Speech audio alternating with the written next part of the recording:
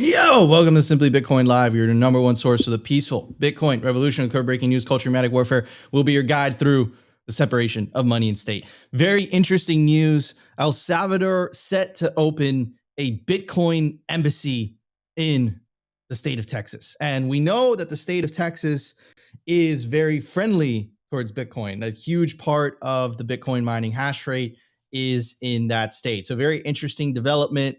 And today, I want to focus on the contrast between the two opposing forces here, the pro-Bitcoin jurisdictions versus the anti-Bitcoin jurisdictions, or who's really anti-Bitcoin. And the pattern that I've noticed is it's really the large government institutions that are against it, and the more local governments, not all of them, but some of them that are pro-Bitcoin, right? And Mark Moss has, his theory of the case is we were at peak centralization, had Jeff Booth on Simply Bitcoin IRL in January, and he agrees with that, right? Peak centralization, and now we're heading into a time of decentralization. In a time of decentralization, local governments are going to play a much larger part, and Bitcoin is perfect for them. So very, very exciting news.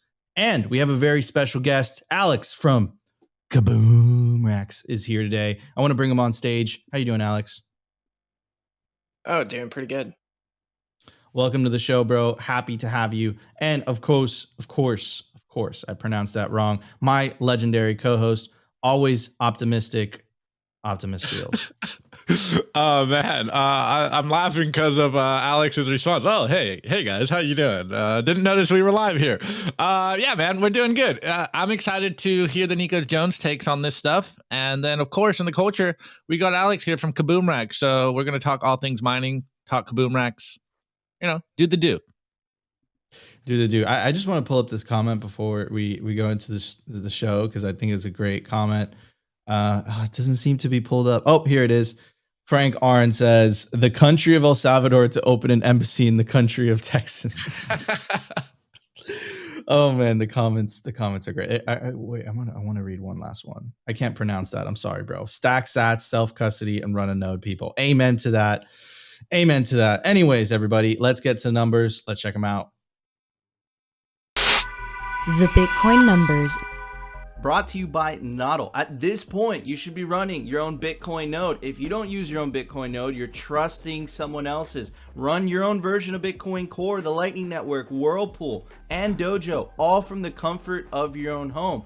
And if you're a digital nomad, you have absolutely no excuse, because now you can run a NODL through a virtual private server. Visit nodl.eu today. All right, guys, I want to tell you about the biggest Bitcoin conference in the world. Bitcoin 2023. It's coming up in sunny Miami Beach, Florida. You don't want to miss it. Of course, Opti and I are going to be there. It's May 18th through the 20th, 2023. You can use the promo code SIMPLY to get a big discount on your tickets. Also, let's check out some of the speakers, because it's going to be absolutely insane. We have Fode, Obi, Corey Clipston, Stacey Herbert, Matt Odell, Alex Gladstein, Lynn Alden, and of course, the Chad Saylor. You definitely don't want to miss this Bitcoin celebration. And again, you can take advantage of the promo code SIMPLY, get a big discount on your tickets. At the time of recording, the Bitcoin price is at 24,410 sats per dollar, 4,097. Block height 777,031. Reachable Bitcoin nodes 15,406. Blocks to the halving 62,969. Halving estimates April 24th, 2024. Excuse me. Total Lightning Network capacity, 5,337 Bitcoin. Capacity value, 130 million US dollars. And the realized monetary inflation is 1.75%. It went back down again. Look at that, Opti. And the market capitalization of Bitcoin is 471 billion US dollars. Today, I want to focus on this thread. I want to focus on this thread right here. It is by KG 2 Moons, 2 Mars. Hold on. Let me pull that up. Give me 1 second, guys. Quick technical difficulties. Here we go. Slacking on the job today, Nico. Yeah. I know I'm messing up. I usually have my act together. So let's check this out. Still deciding if you want a second citizenship or residency, trying to escape the West. That backup plan that you have, that you've got your eye on, might just be gone by the time you finally ready to pull the trigger. A thread. Let's check some of this out. With more pressure from Western countries losing their tax base, immigration caps, powerful shadow figures, or shifts in the political climate, many citizenship and residency programs are becoming more restrictive and are being eliminated altogether. In 2021, the Panama-friendly nations visa programs, which granted instant permanent residency with nearly zero requirements, was altered.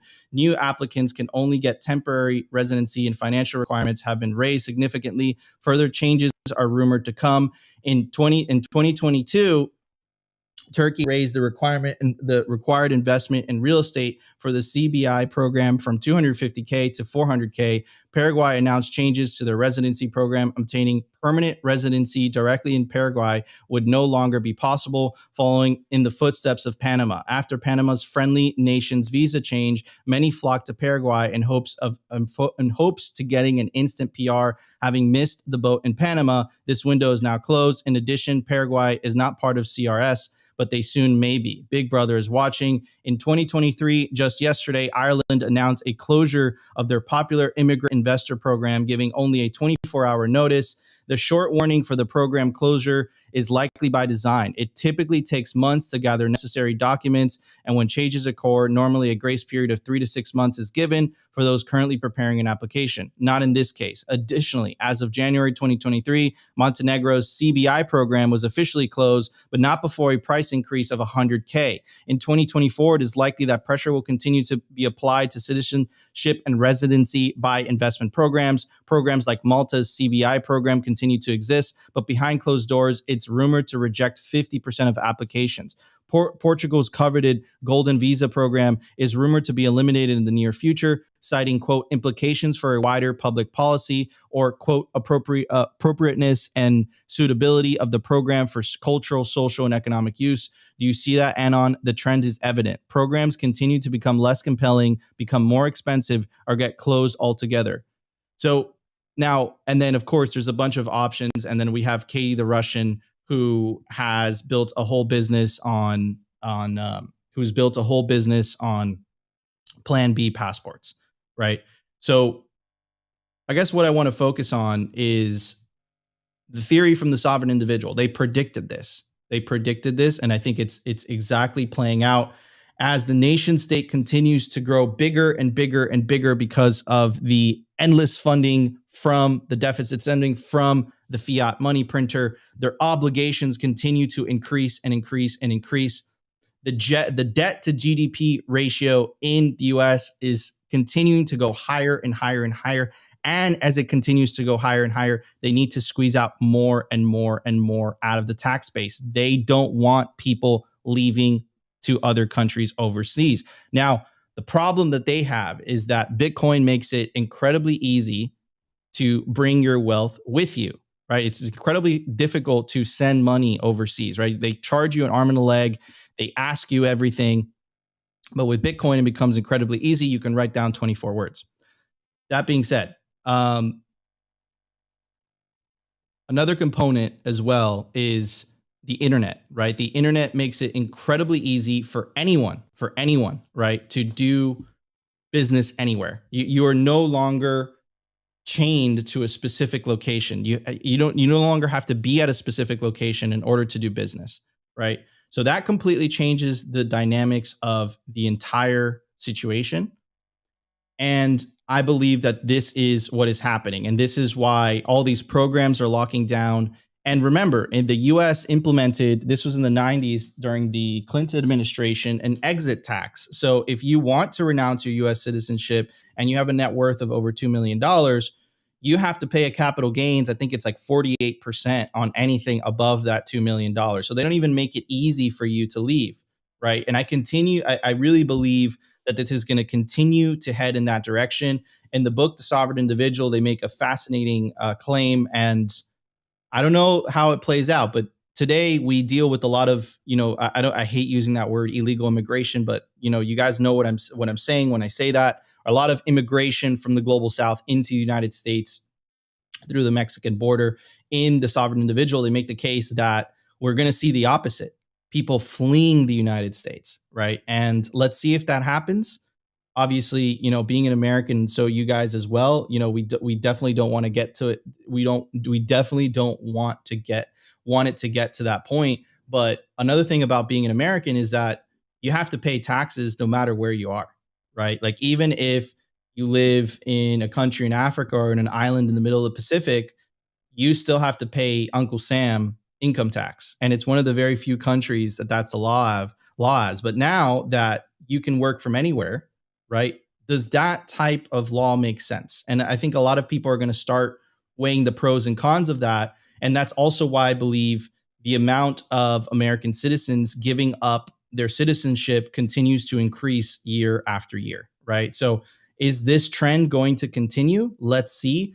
But holy cow, did the book, The Sovereign Individual, once again get it right? Anyways, Opti, what are your thoughts, bro? Well, yeah, I mean, to your point, and we continuously talk about this, it's really amazing that the sovereign individual was so prophetic. It's almost giving us the blueprint for what's going to happen in the world in the future. So if you haven't read it, I would highly recommend you guys read it. But it's very interesting that the powers that be are trying to stop the escape hatches any way possible. And it's very interesting to see this happen in so many countries. So I wonder what kind of top-down control, what kind of backroom meetings that we are not privy to, excuse me, that is, pushing or, furthering this trend. So, I mean, hey, I don't know. It's like what Nico says. I don't know if we're going to have to all go to El Salvador soon or, whether there's hope for us Americans yet. But hey, I don't know. On the flip side, it also kind of brings a question to in my head of like, are we being a little premature in leaving the US already and abandoning ship? Or, are we just that paranoid as Americans that the sovereign individual is playing out? So I don't know. I mean, I've said it before. I'm a first generation American. I love America. I love my home. I believe in the principles of America, home of the brave, land of the free. And I really just hope that we don't have to leave America and that we can, not become Bitcoin refugees. But hey, the trend is not looking so good in our favor. What's that statistic that you said, Nico? The U.S. government is the biggest employer in the world. So it's a country run by bureaucrats for bureaucrats. So maybe it's not looking in our favor so much. But hey, I don't know. I see Alex kind of agreeing with some of these points, and I'd really like to hear his points because he always blows my mind. So let's see what Alex says. Let's make him full screen. Well, I live in Tucson, Arizona, pretty close to the border of Mexico, and there's this massive border wall that's been put in place. And one of the questions I've had, in looking at that border wall is its intention to really keep people out, or is it to keep us in?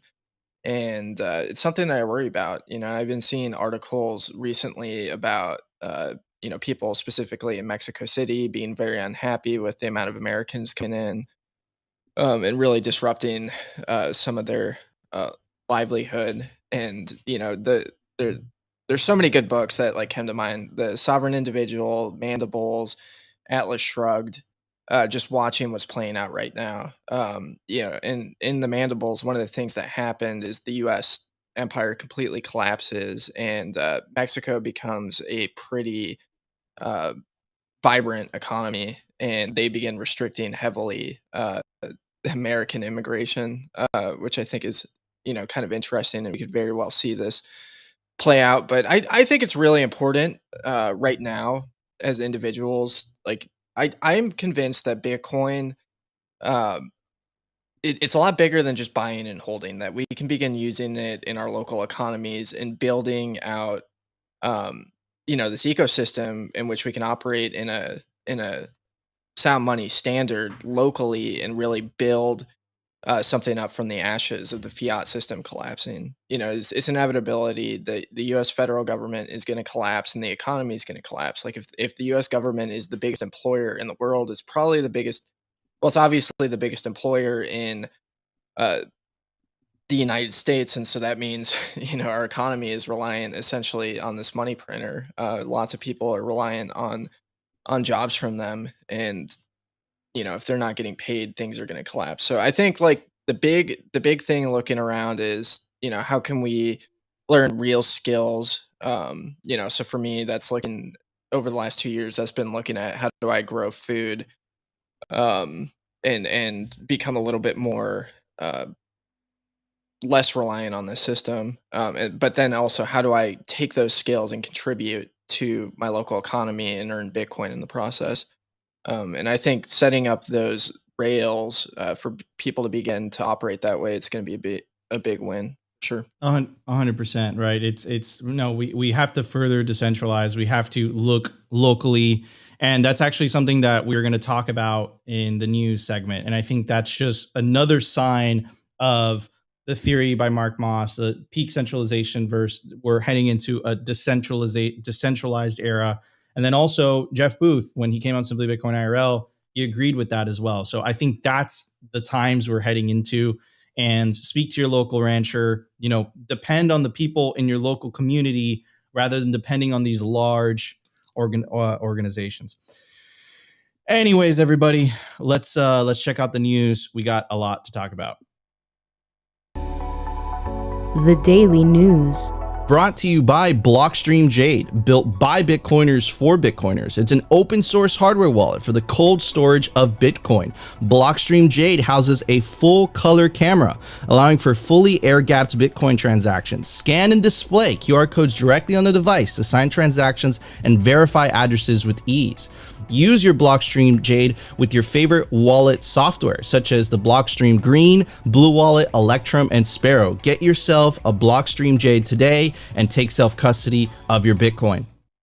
All right, everybody. So we went over this earlier on the week, right? And this is Operation Choke Point, and this was an attempt by the Biden administration. I really want to read the first paragraph just to give you guys context, and also to highlight the significance of these events, right? Because there's two opposing forces. The pattern that I've noticed is large government, large bureaucracies, large institutions like our favorite Cantillionaire conference in Davos, the World Economic Forum. They all hate Bitcoin, right? Large government, what I've tended to notice as well, they don't like Bitcoin either. Well, and it makes sense, right? Look, everyone, what is American HODL's favorite quote, right? No one is better than their incentives.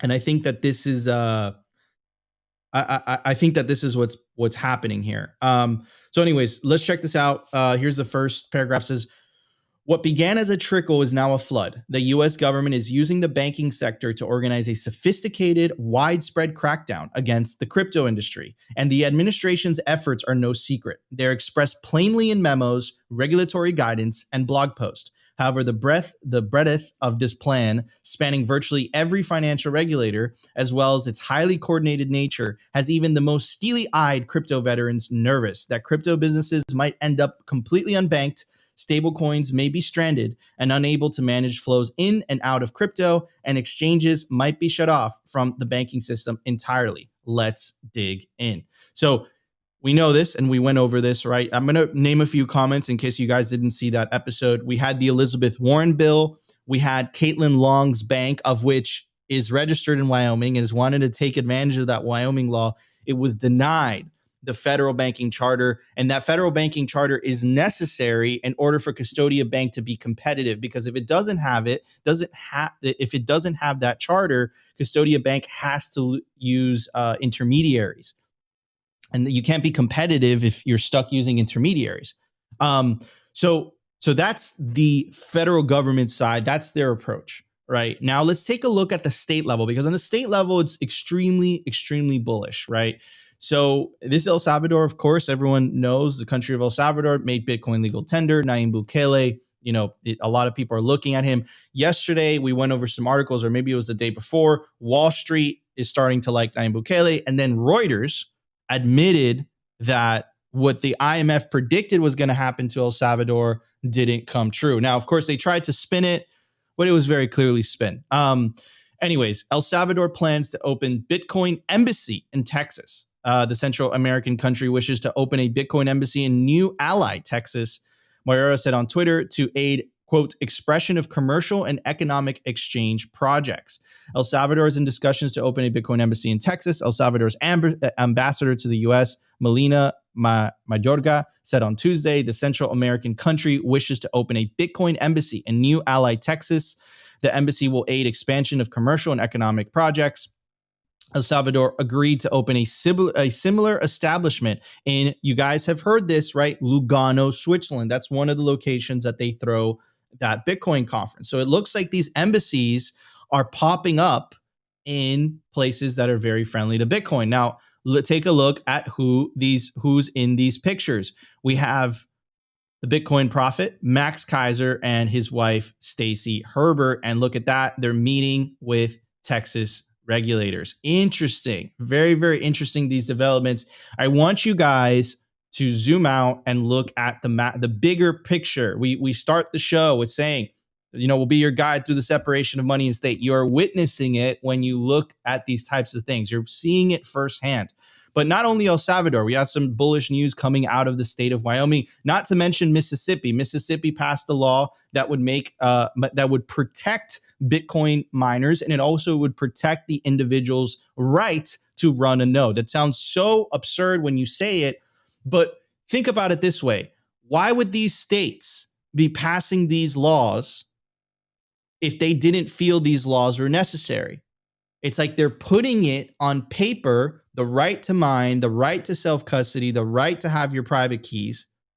They wouldn't be doing that if they didn't feel they needed to do that. And again, I'm going to go reference this piece by Nick Carter, which perfectly summarizes all the moves, right? Also, Binance stopped US dollar transfers. The US government is currently, in my opinion, they're on a warpath to destroy stablecoins, right? So that's what's happening right here. You're seeing the state fight back. Even if they're not openly fighting it, I don't think they could openly fight it because a lot of the youth, specifically in the United States, has exposure to Bitcoin. So you would really be isolating an entire voter base. So this is why I believe they're doing it kind of under the radar. They're not really announcing it. And then not to mention the propaganda, right? We had Cal Penn, who was part of the Obama administration, of which Biden was the vice president at that time. And he just released a propaganda hit piece from the handle @crypto, which is Bloomberg Crypto. And in that propaganda piece, he made the claim that, of course, Bitcoin was going to boil the oceans. It used as much energy as the country of Austria, without getting into the specifics or the nuance of what type of energy Bitcoin is using, right? It wouldn't be economical for Bitcoin to use energy in a big city because that would be very expensive. Bitcoin miners have to flock to cheap energy. Anyways, Wyoming lawmakers passed bill to prevent forced disclosure of private keys. Bullish. Opti and I have this joke, right? Maybe we're going to have to move to El Salvador. I take that back. Maybe we move to fucking Wyoming. Who knows? Anyways, Wyoming lawmakers have passed a bill that would prohibit courts in the state from forcing someone to disclose their digital asset private keys, with one minor exception. The bill was passed by a vote of 41-13 in the Wyoming House of Representatives on February 15th, a day after passing 31-0 in the Wyoming Senate. If the bill is approved by Wyoming Governor Mark Gordon, the law will come into effect on July 1st. Let's read some of the legalese of the bill. This is Section 1, Part 3429-107, Production of Private Keys, Prohibition. No person shall be compelled to produce a private key or make a private key known to any other person in any civil, criminal, administrative, legislative, or other proceeding in this state that relates to a digital asset, digital identity, or other interest or right to which the private key provides access, unless a public key is unavailable or unable to disclose the requisite information with respect to the digital asset, digital identity, or other interest or right. Very, very, very interesting. I don't think that these types of developments would be happening if you didn't have the rumblings coming out of the federal government. I don't think that they would be taking these types of preemptive moves, because I believe that's really what they are, preemptive moves. I firmly believe that I think that Bitcoin will be adopted on a state level because it makes sense. And I'm a big believer in incentives rather than on a federal level. I think the federal government has the most to lose if Bitcoin succeeds, right? They definitely benefit tremendously from having this privilege of being able to issue money for free that everyone else has to work for. And I think that they will fight tooth and nail in order to maintain that privilege. They get away with a lot of the deficit spending, the endless wars, because they have that money printer. And I don't think that, the swamp of Washington, D.C., in the imperial city, I don't think that they would just give over that willingly. A lot of people don't know this, but the suburbs of DC are some of the wealthiest in the nation, right? And like, where is that? Like, and why is that? Why is that? Because of the proximity to the money printer. It's not a financial hub. It's not New York City, right? It's not the bridge between Latin America and America, like Miami, right? It's not a a movie production hub like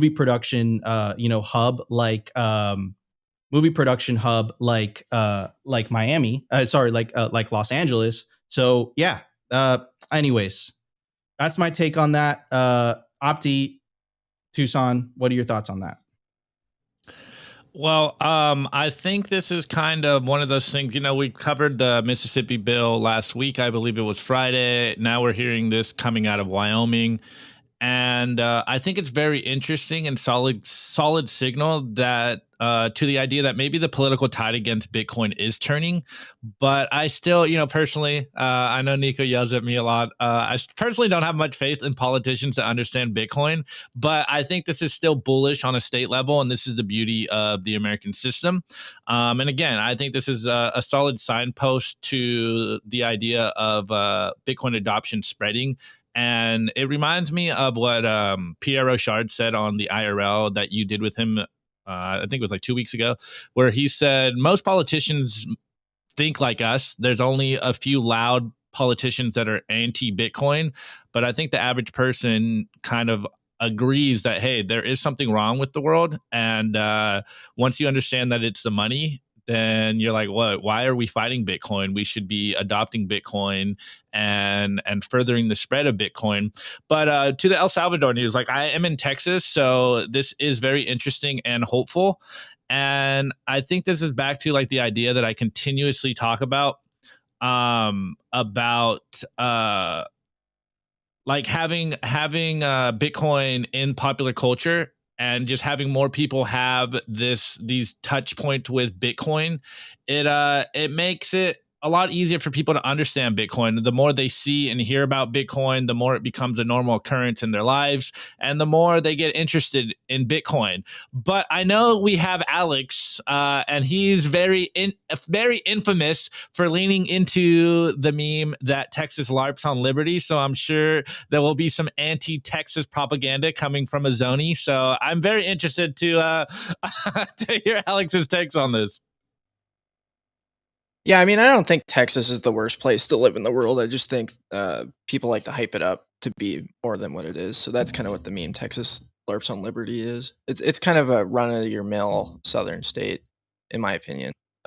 So that's all I'll say on that. But yeah, I mean, I think that there's some productivity in engaging in the political process and trying to work things out that way. But I have so little faith, and I don't personally ever want to really go that route or uh, allocate my resources that way.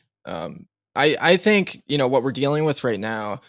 What one of the really powerful things that Bitcoin allows for is it allows for people to raise their consciousness. To understand that they don't have to be subjected to this awful system. It gives them a way out, and it gives them the power to begin to operate and leave it, to protect themselves from being abused by these people. And so I think the big win is shifting cultural attitudes, um, and that's generally where I direct my energy. And so I helped co-found a meetup in Arizona It's a pretty good size. It's pretty exciting. And one of the consistent messages I've had there has been, we don't really care what the politicians say. There's this politician named Wendy Rogers who's been trying to do some positive stuff, and people like Blake Masters, have been asked to be involved with the meetup. My general message is like, you're welcome to attend and to learn, but you're not going to hijack what we're doing for your platform, um, because at the end of the day, we don't really care. Because we're individuals that actually value ourselves, and we think that we deserve better than to just be subjected to your whimsical nonsense. I don't care if you decide that um, I have to disclose my private keys or not. I'm gonna live the way that I decide and I want to, and I'm gonna try and minimize your harm to me. So that's that's my thinking on that topic. Well, personally, I couldn't agree more. Uh, like I agree 100%, but playing devil's advocate, what's the quote? We may not be interested in politics, but politics is definitely interested in us. And so I think it's like kind of how you started that idea. I think there is some weight to the idea of Bitcoiners actively becoming political, as well as, a lot of us Bitcoiners just like opting out and being like, look, you have no authority over me, and I think it's a a 1-2 punch over that. But let's get into the culture segment so we can talk all about Kaboom Racks and all that good stuff you're doing over there. The Daily Culture.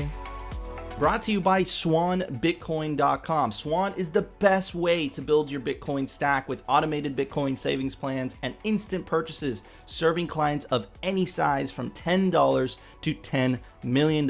We love Swan because they incentivize self-custody and dollar cost averaging. What are you waiting for? Visit SwanBitcoin.com today.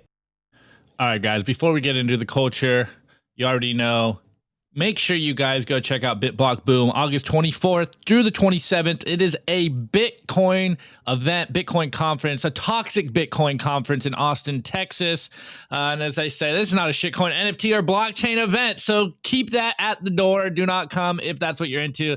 It's about Bitcoin, and more Bitcoin. And Nico and I will be there. Nico and I first met in the flesh there in 2021, I believe was the year. And then, of course, next, check out Unconfiscatable in Las Vegas, December 7th through the 8th, 2023. There's the infamous Toxic Bitcoin Awards. There is the infamous poker game. You already know the speakers, but let's get into all this conversation that I want to have with my boy Alex over here. So as you guys know, he is, I think you're one of the main dudes behind the actual Twitter account, but I think part of the conversation that I'd like to talk about is you wrote this article for us a couple weeks back, how to mine corn at home. So how about you give the people an update out there? What's the market looking like right now for the at-home miner? Is there things people should be watching? Is there bullish signals that people should be aware of? Like what is your thinking right now, Alex? My thinking is it's a pretty mediocre time to mine Bitcoin at home. Um, to be honest. So I'll share a little bit about my story with mining. So I got in roughly a little bit over a year ago, September of 2021. Yeah. Um, so I've been in it really not that long, but one of the first things I did was I bought a $10,000 S19 that was turning pretty good profits per day. I got the FOMO, but I also wanted to go through the process of learning.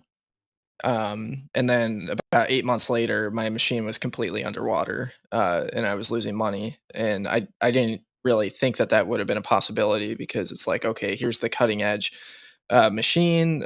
It should be good for a while, and it'll probably be profitable again at some point when the market turns around. But one of the challenges of mining at home is that your electricity prices are generally pretty higher or a lot higher than other people on the network.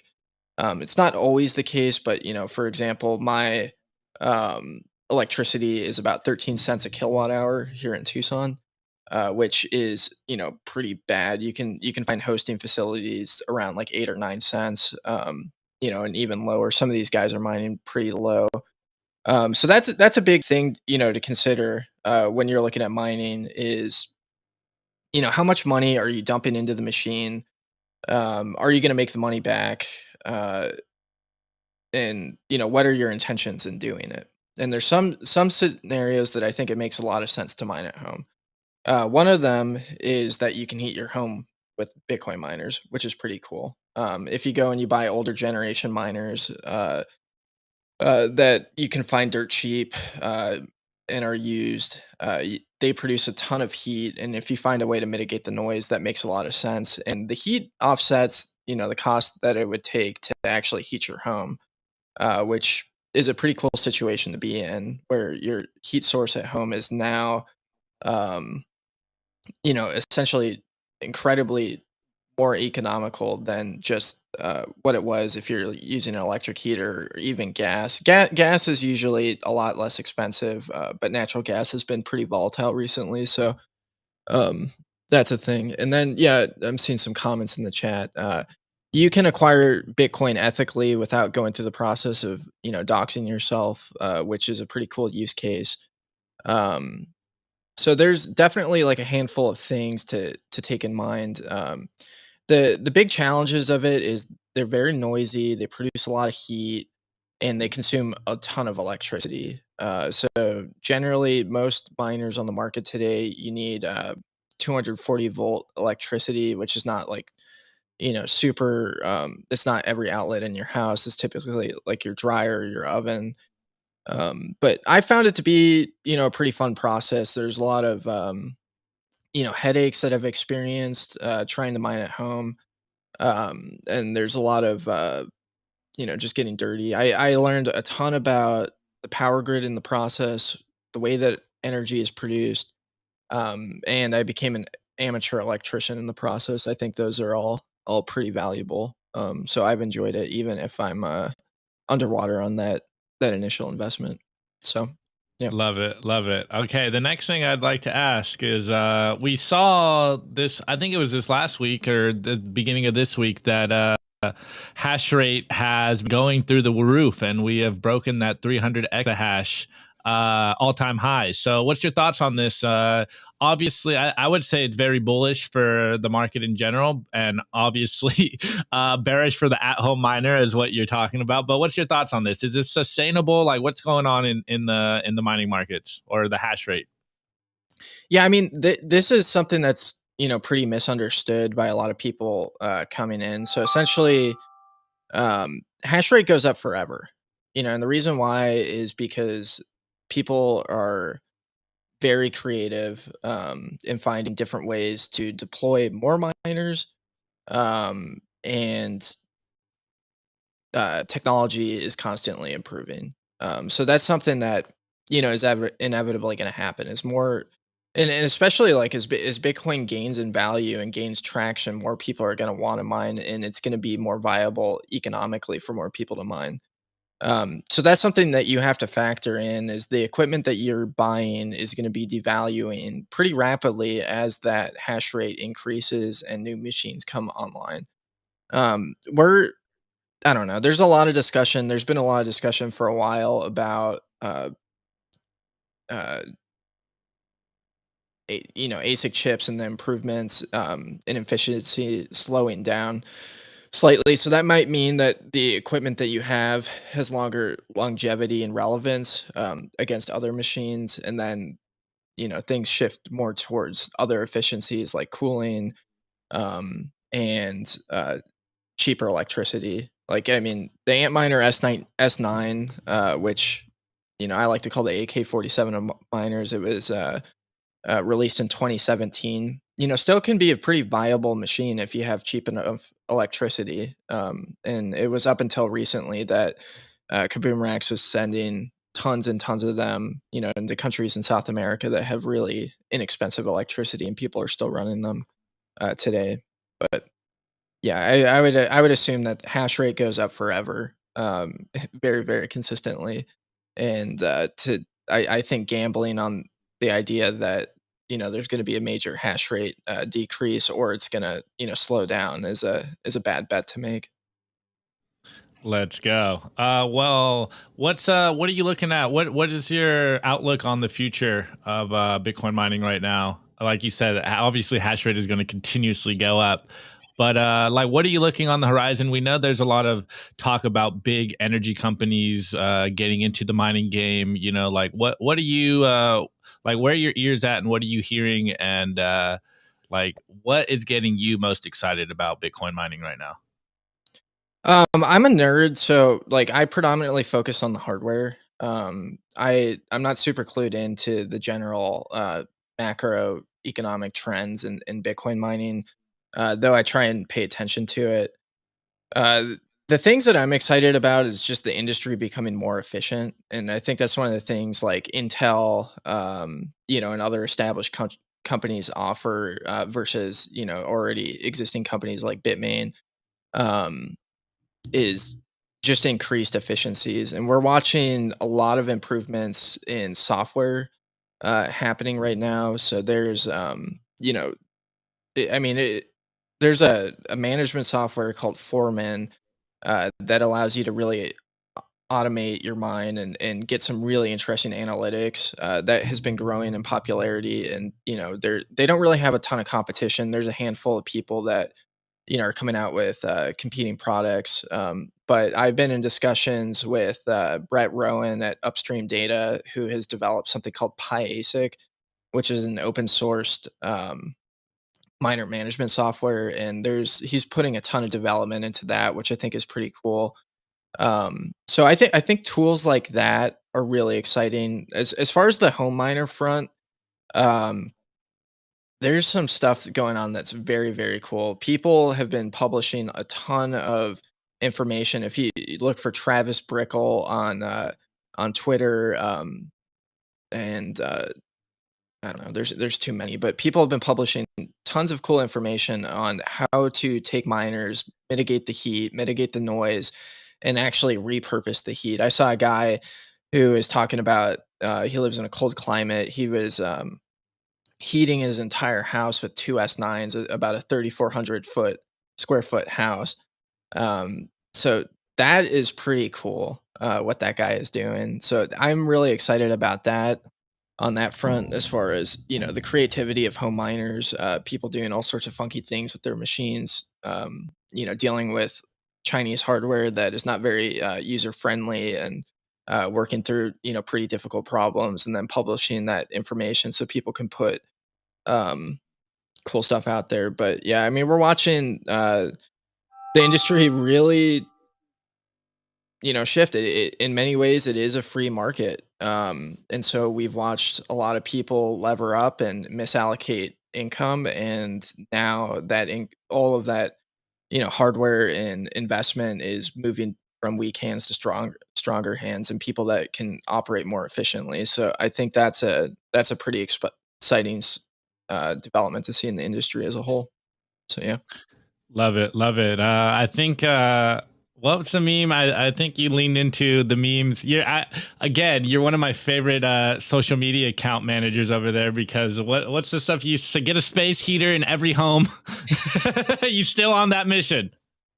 Yeah, I mean, to some degree, we have like 3,000 S9 sitting in a warehouse that we haven't gotten the ability to go through yet. But one of the things, and why I'm pretty passionate, I've sent a lot of Bitcoin miners to meetups as giveaways.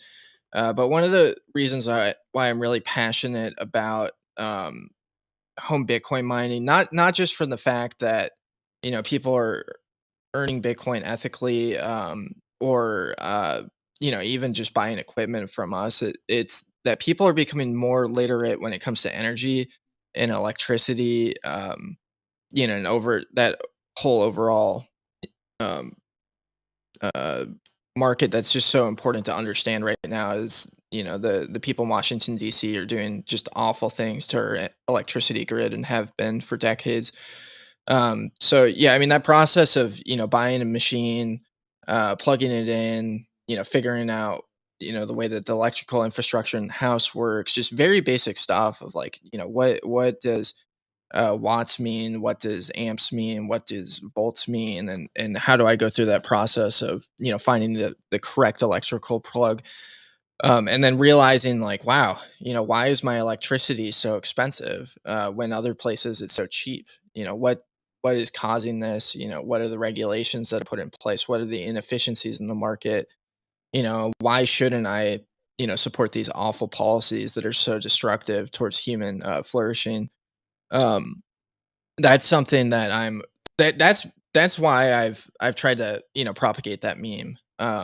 Is that side of things, because there's been a lot of energy put into trying to lobby politicians for Bitcoin mining, but I think we really just need to convince people why it makes sense.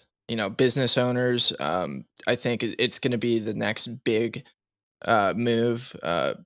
As home mining. I just don't think home mining is gonna continue to be as viable as it used to be. I think it will still be viable, but I think the next big move is business owners mining. So, there's tons of business with extra electrical capacity. Industrial zoned businesses have much less expensive electricity, usually because they're consuming much higher amounts. And then, even commercial properties have significantly less electricity, or cheaper electricity. So, my girlfriend in her business, she gets about 4 cents a kilowatt hour cheaper than we do at our home. So that, I think, is going to be really exciting going forward in the future for sure. Interesting. Yeah, I didn't even think about that, but that is definitely some interesting signal. All right. Well, guys, also absolutely couldn't agree more with Alex. I love when he goes super nerdy into all his mining talk, because I've seen him present this stuff and I just sit there like way over my head. Anyways, let's get into the meme review score, guys, or the meme review, because that's your favorite part of the show. The Daily Meme Review. Brought to you by Kaboom Racks. I get this question all the time. Nico, where should I buy Bitcoin miners? The answer is Kaboom Racks. It's the best place to buy Bitcoin miners. That's where you're going to find the best deals and the best prices. Start your mining utopia today. To check out their racks, you got to go to t.me/Kaboom Racks. Join their Telegram group and start your mining journey today. Kaboom Racks. Kaboom Racks. We got Kaboom Racks, Alex, with Kaboom Racks on the show today. Anyways, guys, you already know this is the meme review. It is Friday, so I did add some extra memes in here. And as we say every single day, tweets are the bullets, memes are the artillery. You guys are in an information war right now. You guys are the frontline soldiers. Continue to spread the signal. Continue to put calls of action. Continue to put truth in art so that we can spread this message far and wide. Anyways, guys, you know me. I try not to put the Simply Bitcoin memes into the show too much because I feel like it's cheating. It's a little bit of cheating. I'm not going to lie. But our boy Wine apparently hit the zeitgeist the other day with this very simple meme. And I just put on the tweet, "Thank you, Bitcoin." And we got a Chad Bitcoiner here and he goes, "Thank you for saving my life." And it's the Bitcoin logo and it goes, "I'm literally just a protocol." And the reason I want to bring this one up is because, again, apparently Wine hit the zeitgeist on this one. And a lot of people feel the same way. Bitcoin has saved their life. Bitcoin has changed their life. And it's kind of back to this idea that Nico and I continuously talk about on the show. And it's classic meme of you don't change Bitcoin, Bitcoin changes you. And we see this happening everywhere to everyone, and we believe this is going to continue to happen. So continue to spread the signal because Bitcoin is literally changing the world in real time.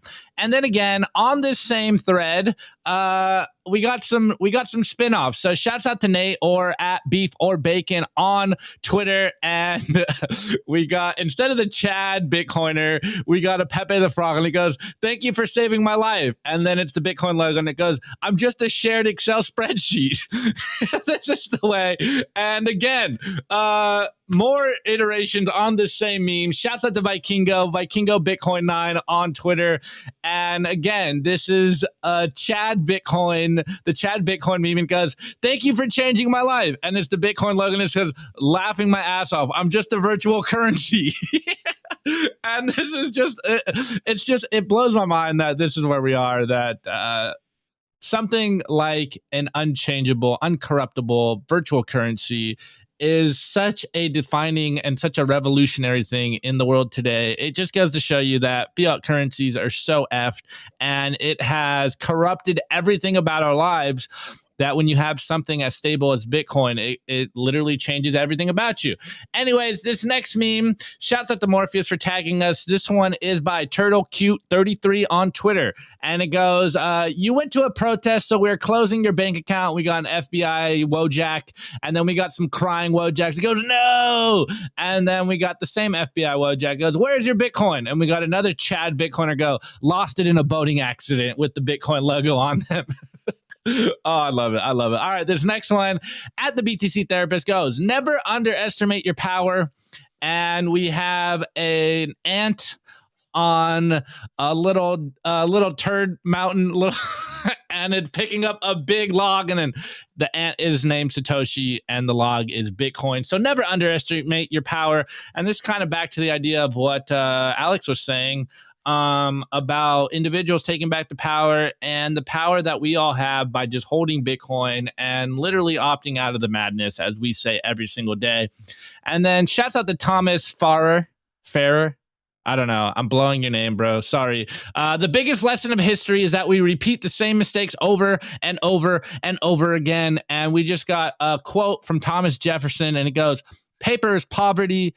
It is only the ghost of money and not money itself.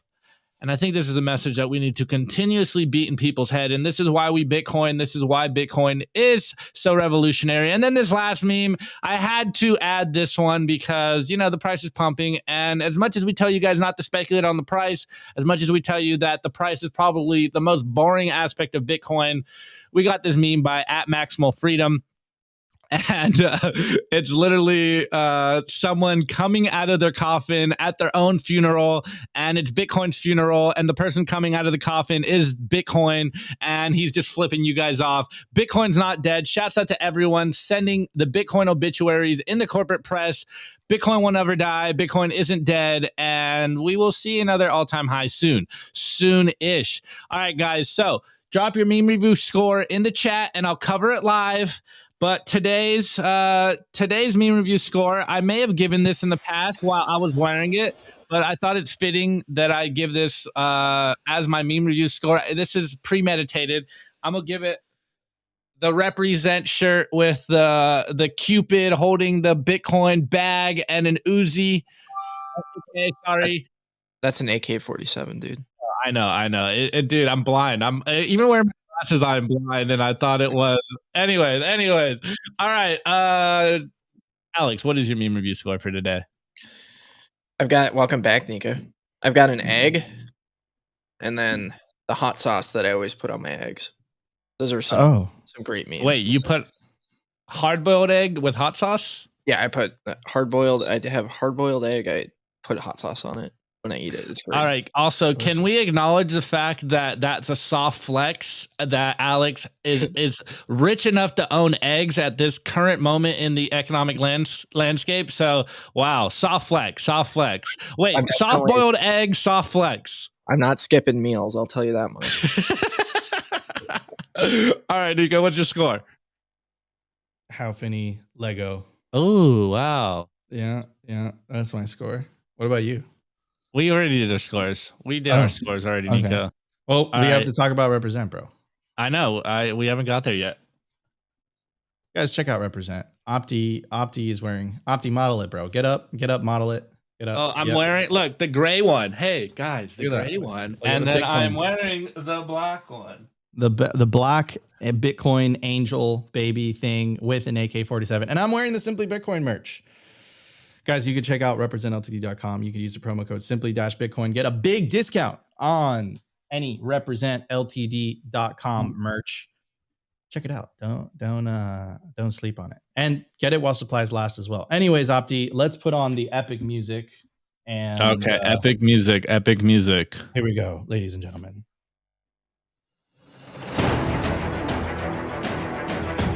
Here we go. First score by Igor. I give those memes a timestamp on the forehead. Hodl coin. I give the memes a phrase from a shadowy supercoder. Stay humble, stack sats, use self-custody. Love it. Elaine, shout out Elaine. I give the memes an HVAC miner in every home. Very nice. Hey. The P-Man Van. Kudos to everyone in the chat. No matter our differences, we are all Bitcoiners, except CBDC lovers. You know who you are. Oh, shouts out Nihilist Fields. Bitcoin for Canadians. I give the memes a Bitcoin embassy in more states and Canada. Let's go. Okay. Shouts out to Nihilist Fields. Nihilist Fields. Me, a fiat maxi. I want to short you Bitcoin. Bitcoin, LMAO. You can't. If you can use it. Wait a second. Is he eating an egg with hot sauce? Yes, he is. This is why you got to watch the live show. Alex from Kaboom Racks is eating an egg with hot sauce. Narwhal tacos. I give the memes a bottle of you got that Black Reserve, the most underrated hot sauce. I thought that was going to be tequila for some reason. I have never heard of that. And I think that's it. That's it. What? Hold on. What kind of hot sauce you got there, Alex? Something a friend gave me. It's called Mary Sharp's hot sauce from Belize. Ooh. Honestly, guys, this is the first time I've ever seen anyone put hot sauce on a hard-boiled egg. Now I'm going to have to try this. It's really good. All right, everybody, check out Simply Bitcoin's Telegram group. It's absolutely free. Go to www.t.me/simplybitcointv. Also, check out Simply Bitcoin Unfiltered. Go to www.simplybitcoin.news. It's the written version of the show.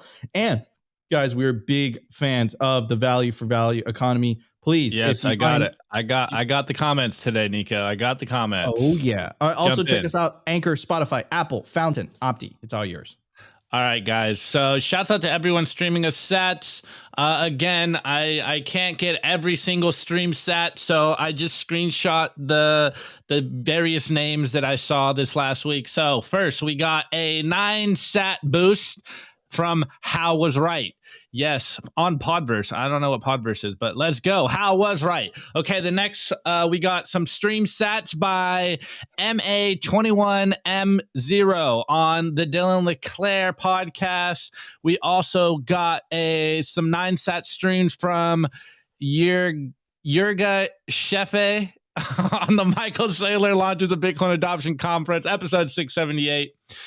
We also got some stream sats from Bicycle Bear, again, on the Michael Saylor Launches a Bitcoin Adoption Conference, episode 678. And we got some stream sats from MCOT, again, on the Saylor episode 678. And then we got some stream sats, 23 stream sats, incoming from Rag3AF on episode 677. Euro regulator forces bank to not use Bitcoin. And then also, Nico, sorry, I have to plug this because our boy Rusty is pestering me in the DMs. Project Yellow is out there, guys, and the official release of the Yellow plushie doll is out there on geyser.fund/project/Project Yellow. If you want a yellow in real life, guys, they are in the process of adopting a yellow. Do they have to hit like the goal? Is that how it works? Yeah, I'm pretty sure they have to hit a goal so that they can get the production running. Yeah, so if you guys want to help out some fellow memers, go to Geyser Fund, Project Yellow. I want a yellow. I definitely want a yellow. So I want to see this happen. This is why we're plugging it today.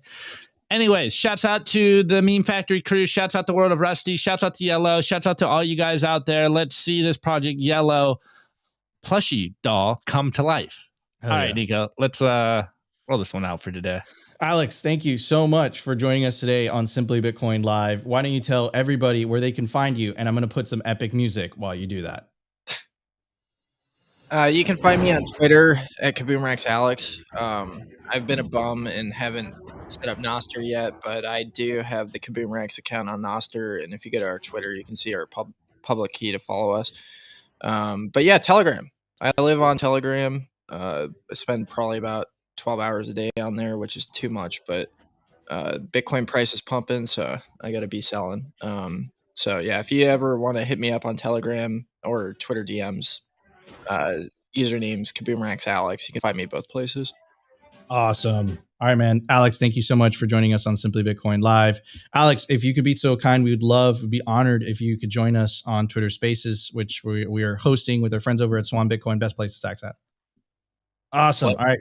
So see you guys on Twitter Spaces. We will transition there very, very quickly. But anyways, for our YouTube audience, thank you for watching the show. If you enjoyed the show, make sure to hit that like button. Consider subscribing if you feel like we provided you value. And the number one thing you could do to help the peaceful revolution is share this content. In fact, share all Bitcoin content. Love you all. Hope you have an amazing weekend. And we'll see you on Monday for a brand new episode of Simply Bitcoin Live.